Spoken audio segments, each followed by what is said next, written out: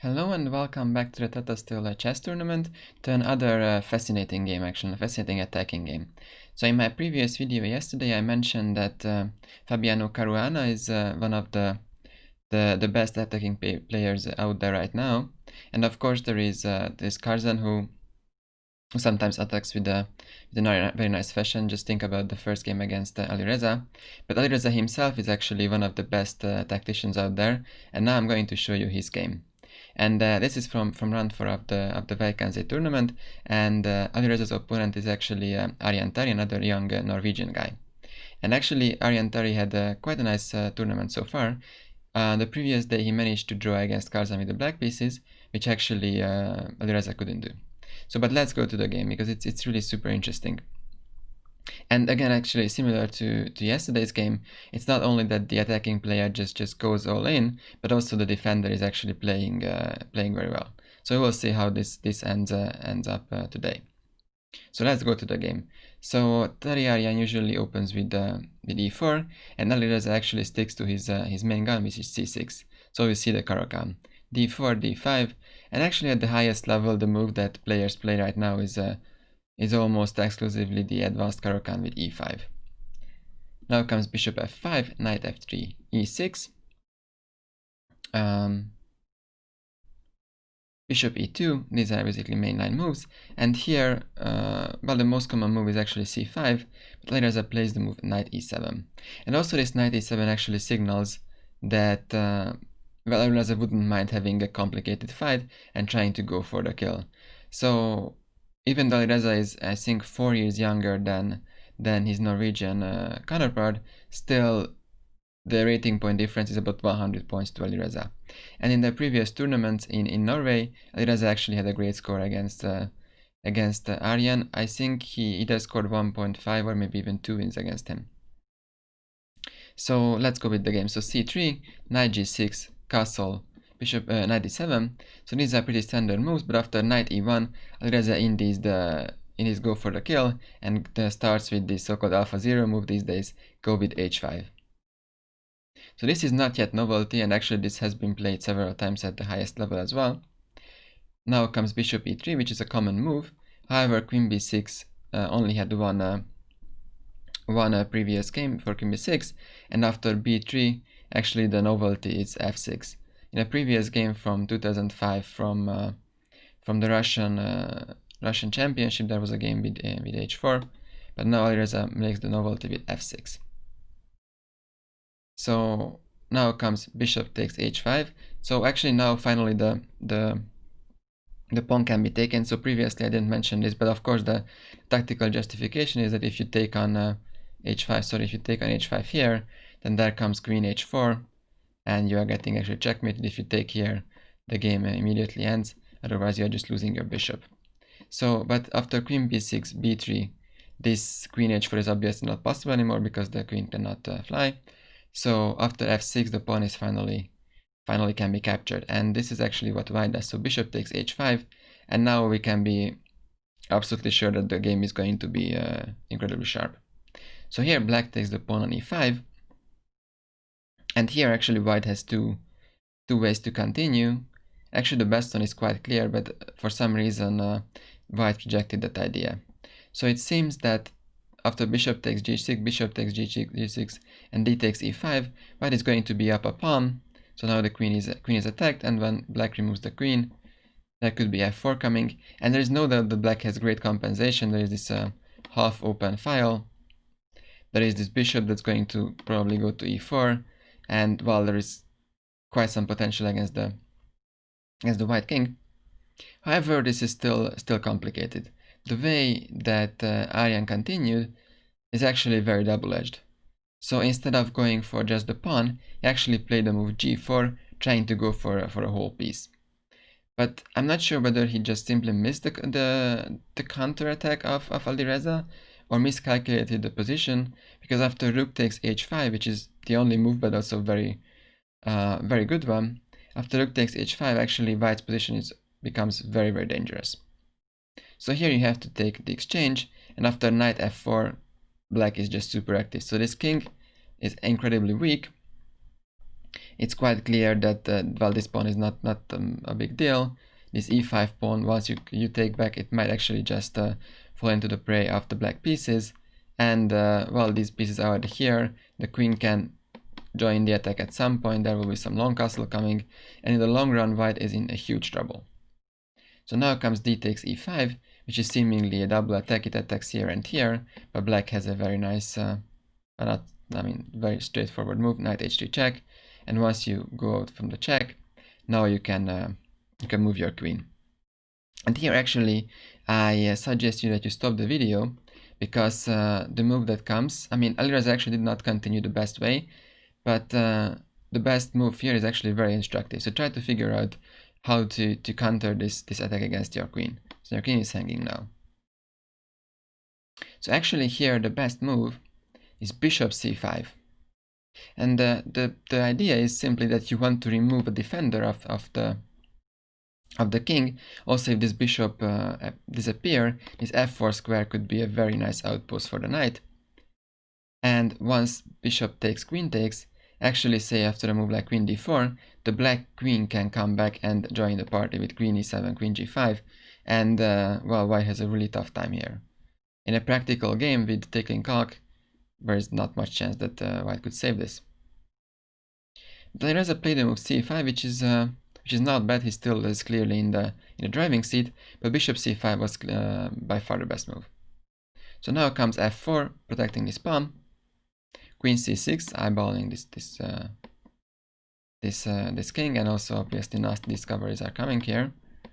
So you have to make a knight f3 move to cover up this diagonal, and now black long castles. Here comes knight bd2, knight b6, and well, here actually white has one good move, but I believe if white actually makes this, so Aryan makes this move, he might just be disqualified immediately from a tournament, because that's just so not human. So here, well, if you want, you can stop the video and try to find this move. Here the best move is actually king g3. So you remove your king from this diagonal, and well, the computer says that white is actually doing very well. Well, good luck with this. So white made the much more logical human move with queen e1, but this allows a very nice blow from black. So here actually, this was actually missed by Alireza, but I give you the chance to find the best move here. So the move that you could make is this very nice d4 move. So this not only opens up this diagonal, which is very important, but after c takes d4, there's knight d5 coming. This is basically the whole point. And once the knight arrives on d5, this pawn is hanging. There is some bishop potentially under attack, but mainly this f4 pawn is going to fall. And once this pawn falls, the white king is going to go down. So this is not a lot of chance, but actually we will see very similar thing happening in the game. So Alireza missed bishop e7 for the first try, but after rook c1 he actually made the move d4. And after cd knight d5, white's life is just very hard. Here comes, well, again, the best move. There's a computer move king h1, which apparently more or less equal or somewhat balanced position. Again, there is not a move that a human will play. Knight c4 is a very logical move, trying to make the move knight d6 check and try to get some counterplay against the c5 pawn. So here Alireza takes the pawn. Obviously, if you are a defender, you have to try to exchange the attacking pieces. So bishop takes f4 is a knight move, takes, and king g1. And here Alireza had very many good continuations.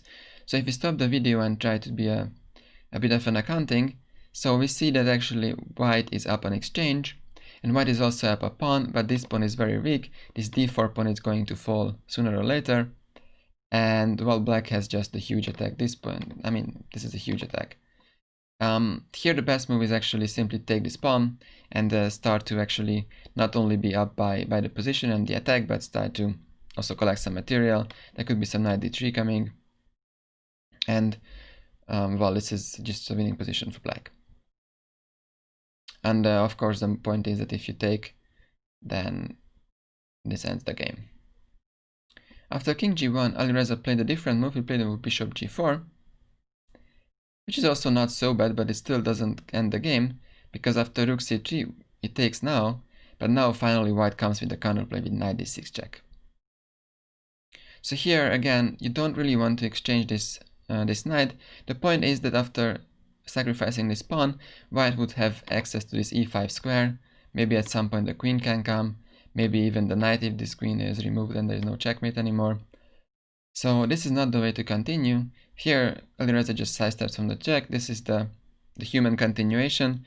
There is actually some concrete justification. According to the computer, the king d7 is even a better move. Actually, king d7 is a lot better move. But again, if Alireza plays king d7, then he would be the one kicked out from a tournament immediately. So now comes king b8. And after queen e3, Alireza plays a very tricky move. He plays the move bishop g5. So actually, here bishop g5 is not the best move. Black could have just started, again, picking up some material, and the attack is still ongoing. However, bishop g5, Alireza felt like that this is the final blow, and this delivers the victory. And actually here again, well, you can stop the video because this is essentially a losing move. But again, there is just one move winning, which is apparent for the computer. But if humans are playing, this is a lot less clear. Or actually, there is no chance. Somebody finds it in the time trouble. So you can stop the video and try to figure out. So of course, bishop g5 is a very nasty move. There is some discoveries here, taking this queen. Obviously you can't take because again queen g2 is still hangs a checkmate. So here the best move is king h1. This might not be that, I mean, this is still a hard move. So you remove your king, of course, but you just into this one. And the point is, which is quite ridiculous, but the point is that after king d5, the move here that white makes is h4. And the point of h4 is that you need to make some space for your king. So once black removes this bishop, you can come with rook takes c5, and the point is that after queen takes c5, well, you have to take with the knight, but here you are actually doing very alright. White is up a lot of material, the queen is going to come to e4, there is no more attack against this king, and there will be some attack against the black king, so that will force a lot of material off the board, and then white is just up on exchange.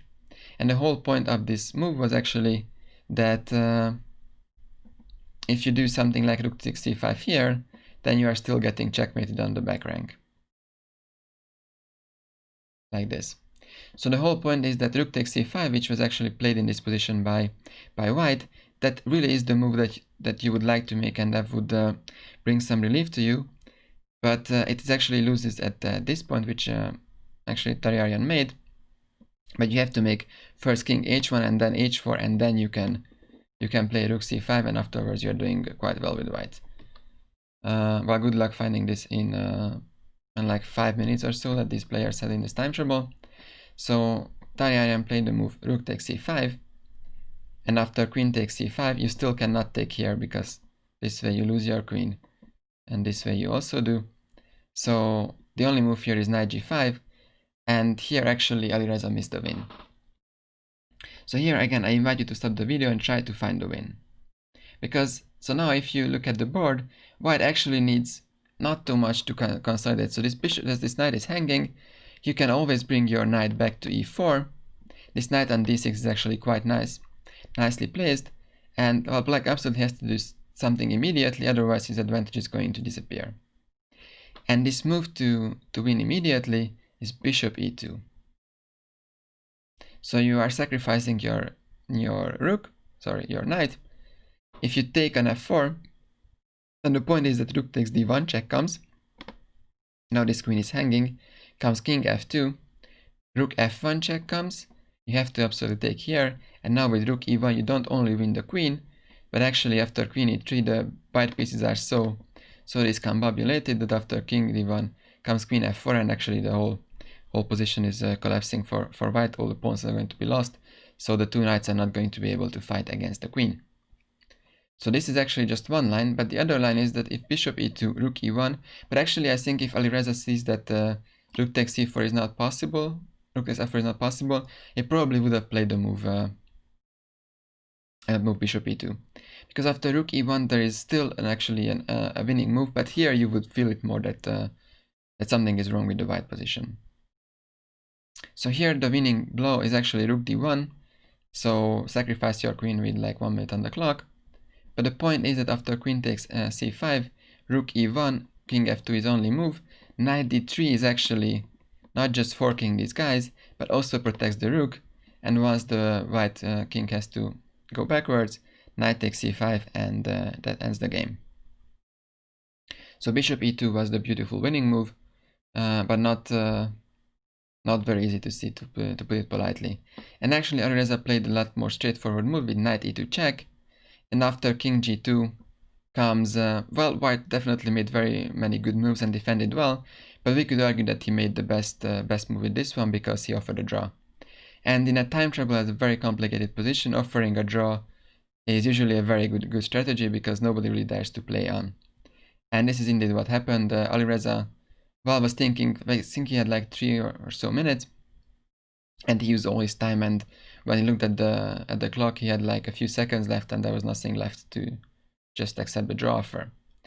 So this is how this game ended. It's a bit of a disappointing end that such a fight ends in a draw, and actually you still think that here the game is still very much ongoing. So black could play the move queen d5 check, and the game is going on. So knight ge4, I think the best move. But well, these were young guys, but still they, in my opinion, they made a very wise decision to just agree to a draw. I believe actually they are both on 50% right now. So Alireza is for sure on 50%. I'm not sure about Aryan TARI.